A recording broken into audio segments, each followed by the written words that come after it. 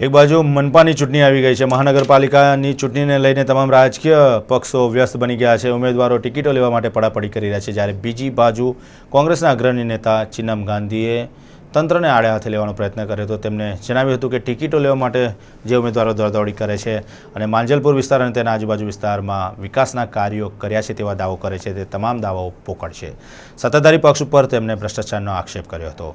પોતાની તીખી પ્રતિક્રિયા વ્યક્ત કરી હતી ચિન્નમ ગાંધીએ અને જણાવ્યું હતું કે માંજલપુર વિસ્તારની અંદર ગ્રાન્ટના રૂપિયા સરખી રીતના વાપરવા નથી આવ્યા। વિકાસના કાર્યો જો કોઈ કર્યા હોય તો આવીને બતાવે।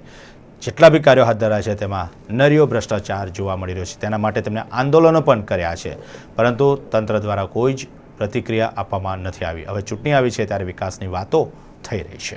बड़ौदा में वो टाइम में विजिट किया था टैंक के उद्घाटन के लिए। यार इसने कहा था उद्घाटन का टाइम में प्राइम मिनिस्टर साहब ने, आज का प्राइम मिनिस्टर साहब ने, मादलपुर का प्रजा का पहले माल में पानी मिलेगा। आज किसी के घर पे पानी मिलता हो तो पूछो आप, कोई जगह पर पानी नहीं मिलता है। इसका भी इज्जत नहीं रखता है। यहाँ कॉर्पोरेशन में जो बैठे नेता लोगों लूटी चला रहे, भ्रष्टाचार पूरा। इसका एक ही आदमी लड़ता है, चिन्नम गांधी, वो भी कांग्रेस का।